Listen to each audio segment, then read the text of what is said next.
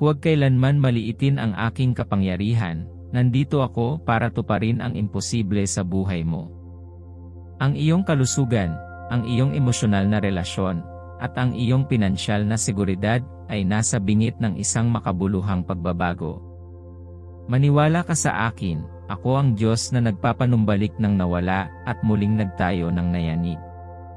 Ihanda ang iyong sarili para sa isang panahon ng mga himala at mga pagpapala na darating, handang ipaliwanag ang iyong buhay ng bagong pag-asa. May panahon ng masaganang kagalakan at pagpapala sa hinaharap, aking minamahal. Maging handa, dahil may hindi pangkaraniwang bagay na mangyayari sa iyong buhay. Hindi ka nag-iisa, kasama mo ako, ginagabayan ka patungo sa iyong banal na layunin. Tumayo ka at makikita mo ang katuparan ng aking pangako. Tanggapin ang mga salitang ito nang may pananampalataya, at ihanda ang iyong sarili, dahil maraming gawain ang naghihintay sa iyo. Nag-uumapaw ang kagalakan ko kapag nakikita ko ang iyong sigasig, ang iyong pagtitiwala. Tandaan, hindi ito sa pamamagitan ng aking kapangyarihan, ngunit sa pamamagitan ng ito ang aking kapangyarihan na magdadala ng mga himala na gusto mong makita sa iyong pamilya, sa iyong pananalapi, sa iyong kalusugan at sa iyong buhay. Ayokong panghinaan ka ng loob, sinusubukan mong magbago sa pamamagitan ng sarili mong pagsisikap, na imposible sa akin ng tao. Tulad ng alam mo ang lahat, posible na kumilos sa aking oras at ayon sa aking kalooban, maraming bagay na kailangan mo ng madalian, at kung saan ikaw ay nagdarasal. Dakilang himala ang magaganap para sa iyo at sa iyong pamilya. Dapat kang maging matapang at masipag. Ikaw ang aking kabuhayan, ang batong pinagkakatiwalaan ko. Alam mo ang mga sandaling gulong-gulo ang isip ko, at ang lungkot ay sumasalakay sa puso ko. Alam mo ang mga luhang nalaglag ko, ang mga gabing walang tulog na hinarap ko. Ngayon, sumisigaw ako para sa iyong tulong, dahil kung wala ka, lubos akong mahina. Minsan, nangingibabaw sa akin ang takot, minsan pakiramdam ko ay masyadong mahina. Alam kong hindi ko kayang harapin ito ng mag-isa. Kailangan kita, aking Panginoon. Ama sa langit, mapagpakumbabang lumalapit ako sa iyo sa mahirap na sitwasyong ito. Ikaw ang aking kanlungan, ang aking kuta, ang aking tulong sa mga sandali ng pinakamalaking kapighatian.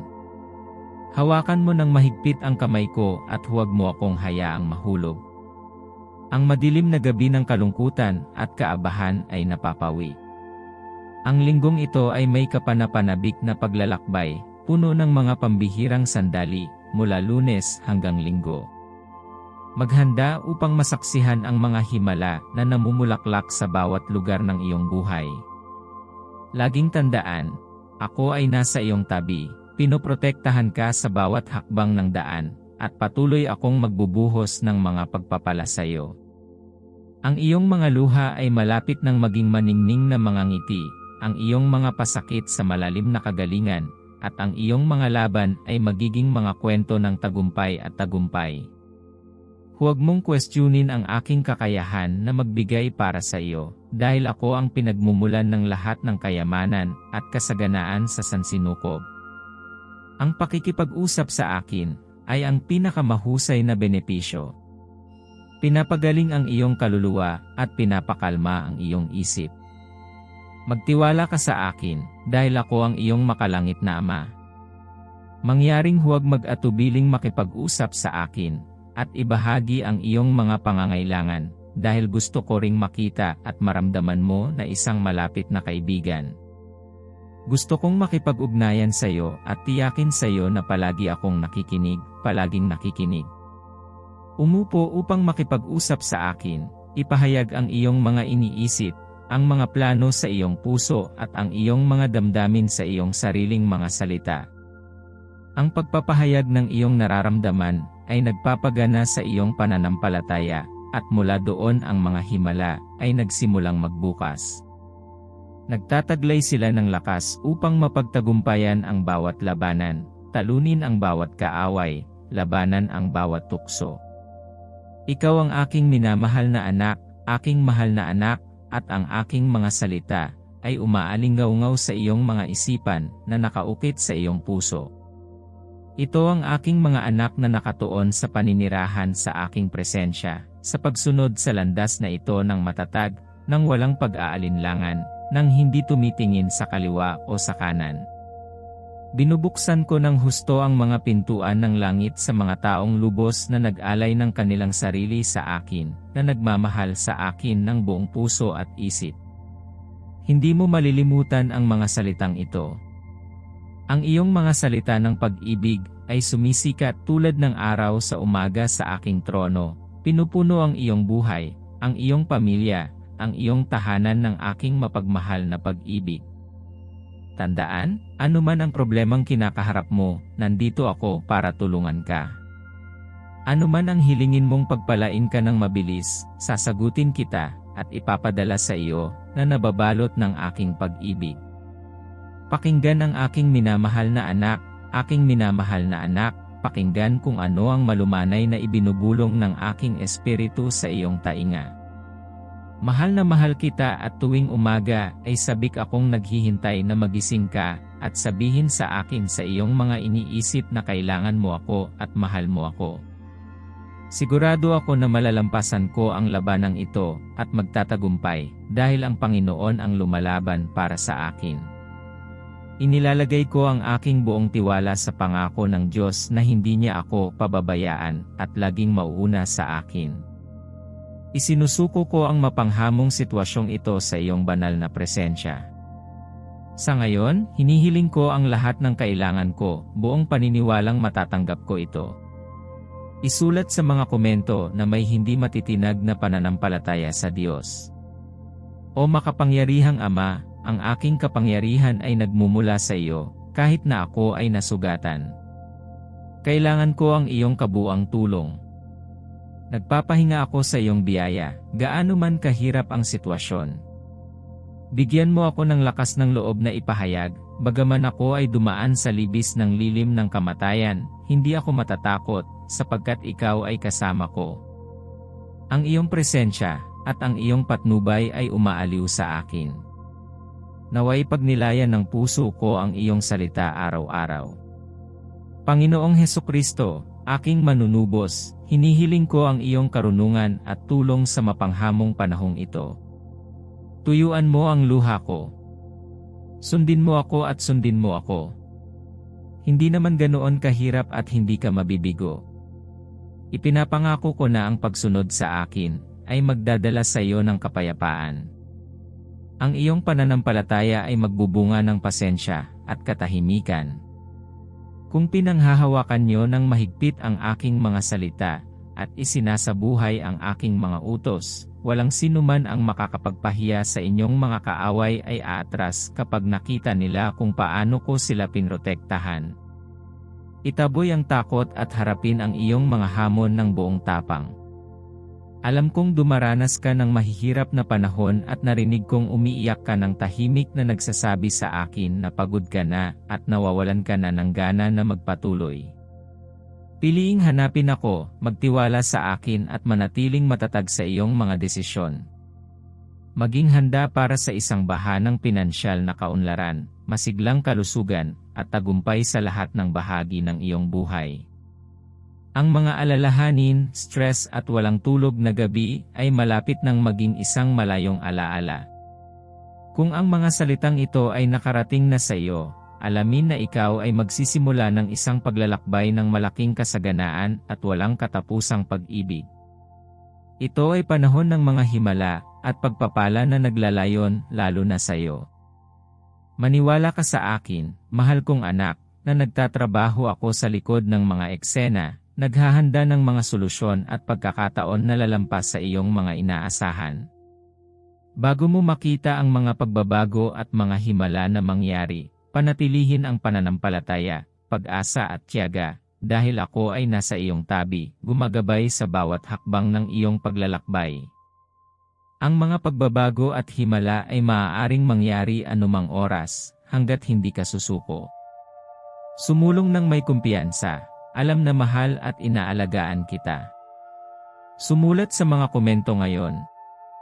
handa akong sumikat kung maniniwala ka sa mga salita ko ngayon. Ang lahat ng iyong mga alalahanin at takot ay mapawi sa pamamagitan ng kapangyarihan ng aking pag-ibig. Ako ang makapangyarihang Diyos, may kakayahang gumawa ng mga dakilang bagay, at narito ako upang gabayan ka sa panahong ito ng pagbabago at pagbabago.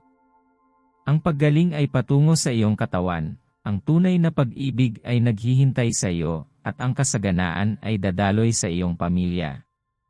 Palagi mo akong kasama. Ang kaalamang ito ay dapat magdulot sa iyo ng malaking kagalakan. Ikaw ay may pribilehiyo, habang ang iba ay maaaring naninirahan sa pagkabalisa, mayroon kang kapayapaan at katahimikan. Kapag tinawag mo ako, nandito ako. Sa pag-iyak mo ng desperado, binubuksan ko ang mga pintuan ng puso ko sa iyo. Kapag nakikita kita, nakaluhod, ang aking mga mata ay nagmumuni-muni ng may lambing, ang aking biyaya ay pumapalibot sa iyo. Kaya naman gusto kong magtiwala ka sa mga pangako ko, at maniwala ka na lahat ng ginagawa ko ay para sa ikabubuti mo. Humanda sa buhay na lampas sa iyong pinakamaligaw na mga inaasahan, ito ay simula pa lamang ng isang magandang paglalakbay na malapit nang maganap sa iyong paningin. Magtiwala ka sa akin, at masasaksihan mo ang mga kamangha-manghang bagay na nangyayari sa iyong buhay. Manatiling matatag sa iyong pananampalataya, at panatilihing bukas ang iyong puso upang matanggap ang mga pagpapalang darating sa iyo. Ang aking presensya ay pumapalibot sa iyo, at ang banal na espiritu ay pupuspos ka ng lubusan. Hinding-hindi kita pababayaan o pababayaan. Maghanda. Habang ang iba ay nilalamon ng takot, masasaksihan mo ang mga dakilang himala. Ang mga trompeta ay tumutunog, ang oras ng iyong pagpapalaya ay malapit na, ngunit ngayon manalangin, maniwala, magsikap, mabuhay, magtiwala sa aking salita. Walang imposible sa akin. Mahal kita, sabihin mong mahal mo ako. Nagdudulot sa akin ng kagalakan na marinig mula sa iyo. Ang aking pag-ibig ay nagpapagaling sa iyo, nagpapakalma sa iyo, humahawak sa iyo, gumagabay sa iyo, at nag-aangat sa iyo. Patuloy na manalig sa akin, magtiwala sa aking pangako, at maniwala na sa kabila ng mga paghihirap, ang tagumpay ay nasa iyong pintuan. Kasama mo ako sa bawat hakbang mo, anak. Panatilihing hindi matitinag ang iyong pananampalataya, at matapang ang iyong puso sa panahong ito. Maaaring umungol ang kalaban, ngunit mas malakas ang aking pag-ibig. Alamin na mas malapit ako kaysa sa iniisip mo. Huwag mong hayaang hadlangan ka ng mga pag-atake ng kalaban sa aking mga plano para sa iyo. Ang aking mga plano para sa iyo ay para sa kaunlaran at hindi kasamaan. Habang sumusulong ka sa paglalakbay na ito, laging alalahanin ang pagmamahal ko sa iyo. Ako ang iyong gabay, iyong tagapagtanggol at iyong pinakadakilang tagapagtanggol. At narito ako para pagpalain at protektahan ka sa lahat ng oras. Kaya, huminga ng malalim, panatilihing hindi matitinag ang iyong pananampalataya, at maging handa na masaksihan ang pambihirang pangyayari sa iyong buhay. Darating ang magagandang bagay para sa iyo, mahal kong kaibigan. Magtiwala lang, maniwala, at tanggapin ang mga pagpapalang ibinibigay sa iyo ngayon. Ingatan mo sila, sayo sila. Kung gusto mong umasenso at umangat sa mas magandang antas, dapat maniwala ka sa akin kapag sinabi kong mahal kita at gusto kitang punan ng pagmamahal ko. Tanggapin mo ito, huwag kang magdahilan, huwag mo akong bigyan ng listahan ng iyong mga pagkakamali o magtago sa likod nito. Pinili kita para pagpalain ka dahil sa paggawa nito ay pinili kong mahalin ka at iyon ang ginagawa ko. Hindi ako naglalaro sa iyong damdamin o nag-aalok ng mga walang laman na pangako. Buksan mo ang iyong mga mata at tingnan mo, ako nga. Paglalagay sa harap mo ng isa. Regalo mula sa sansinukob, aking pag-ibig, aking kapatawaran, aking biyaya at aking kaligtasan. Sabihin mo sa akin na naniniwala ka sa akin, na tinatanggap mo ako, na ibinibigay mo sa akin ang iyong buhay at na binuksan mo ang iyong puso sa akin. Magkakaroon ka ng mabuting kalusugan at tagumpay sa iyong paglalakbay. Ang stress, pagkabigo at walang tulog na gabi na sumasalot sa iyo ay malapit ng maging isang malayong alaala. Sa pagpapanumbalik ng iyong katawan, ang tunay na pag-ibig ay papasok sa iyong buhay, ang iyong pamilya ay unlad sa pananalapi. Mawawala ang lahat ng iyong alalahanin at takot, mapapalitan ng saya at kapayapaan. Ako ang makapangyarihang Diyos ng Celestial Army at ang Supreme Realm na may kakayahang gumawa ng mga dakilang gawa. Magtiwala ka sa akin at masaksihan ang mga kamanghamanghang bagay na nangyayari sa iyong buhay. Ako ang Supreme Healer, isang Diyos na nagpaparami ng mga pagpapala, at handa akong pagpalain ka ng sagana. Buksan ang iyong puso upang matanggap ang aking mga pagpapala. Upang tanggapin ang mga ito, ipasok ang 1,212. Sa pangalan ni Jesus, ipinapahayag ko na walang anumang negatibong nakakaapekto sa iyong kalusugan, oras, pera o pamilya ay unlad. Laging tandaan, ako ang iyong Diyos, na nangangalaga sa iyo sa bawat araw ng iyong buhay, mula sa sandali ng iyong paglikha. Ako ay kasangkot sa bawat aspeto ng iyong pag-iral. Ikaw ay lumalaya mula sa labis at pagod, yumakap sa isang buhay ng kasaganaan at kasiyahan. Ang iyong kwento ay malapit ng magbago, puno ng swerte at pagkakataon. Nangangako ang Diyos na ibabalik ang bawat nasirang bahagi mo, at mag-aalok sa iyo ng kumpletong pagpapagaling, kapwa pisikal at emosyonal. Ang mga pagpapala, pagpapagaling, pag-ibig, mga bagong pagkakataon, at mga pabor ay darating bilang sagot sa iyong mga panalangin. Hindi mahalaga kung ano ang plano ng iyong mga kaaway laban sa iyo, basta't ang Panginoon mong Diyos ay nasa iyong tabi, pinoprotektahan, at ginagabayan ka. I-type ang 1,111 sa mga komento ngayon para i-claim ang mga pagpapalang ito sa pangalan ni Jesus. Nangangako ang Diyos na siya ay nakatuon sa pagbabago ng iyong buhay, na gumagawa ng mga himala na higit sa pangunawa ng tao. Laging tandaan, ang aking minamahal na anak na si Jesus ang bukal ng masaganang buhay. Ang mga naghahanap sa Kanya ng may bukas na puso ay hindi na mauuhaw o magugutom muli, kahit na sa panahon ng kakapusan. Sa panahon ng kahirapan sa pananalapi, panatilihin ang iyong pananampalataya sa akin. Mayroon akong kapangyarihang baguhin ang iyong kakulangan sa kasaganaan, at ang iyong mga pakikibaka sa tagumpay. Ako ang makapangyarihang Diyos, ang lumikha ng lahat. Magbigay ng taos-pusong pasasalamat para sa iyong mga pagpapala, kasalukuyan at hinaharap, pati na rin ang mga natanggap mo na. Bumuo ng isang listahan ng mga bagay, malaki at maliit, na nagbibigay sa iyo ng kapangyarihan at layunin. Maglaan ng ilang tahimik na oras upang mag-alay ng tunay na pasasalamat. Itaas ang iyong mga kamay kung kaya mo, o ipikit ang iyong mga mata at tumutok. Hinihiling ko sa iyo na gawin ito ngayon. Ang iyong bahagi ay ibigay sa akin ang iyong puso, pananampalataya at katapatan. Ang gantimpala para sa mga sumusunod sa akin ay walang hanggang tagumpay na ginagarantiyahan na. Aabot sa iyo ang aking mga pagpapala at tatakas ang mga naghahangad na saktan ka. Makakatanggap kayo ng hindi mabilang na mga pagpapala, magtamasa ng maayos na pamilya, at harapin ang bawat hamon ng sama-sama. Sa ilalim ng kanyang katarungan, hindi hahayaan ng Diyos na manaig ang masasama sa mga matuwid. Magtiwala sa Kanya, at i-type ang 555 sa mga komento upang matanggap. Sinasabi ng Panginoon na bago matapos ang linggong ito, mararanasan mo ang pagdagsa ng pagmamahal, kasaganaan, at kalusugan na naghahatid ng hindi may larawang kagalakan. Siya ay may hindi mabilang na mga pagpapala na nakalaan para sa iyo at sa iyong pamilya. Ibabalik at pagagalingin nila ang lahat ng bahagi ng iyong buhay kung saan ka nagdurusa, Ibibigay ang lahat ng kailangan mo para sa isang masaya at masaganang buhay, mula sa iyong pananalapi at trabaho hanggang sa iyong kalusugan at mga relasyon. Laging tandaan na siya ay isang Diyos ng mga himala.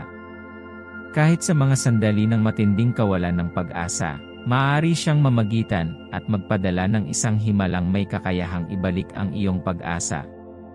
Kordero ng Diyos, na nag-aalis ng kasalanan ng sanlibutan, maawa ka sa amin. Kordero ng Diyos, na nag-aalis ng kasalanan ng sanlibutan, maawa ka sa amin. Kordero ng Diyos, na nag-aalis ng kasalanan ng sanlibutan, bigyan mo kami ng kapayapaan.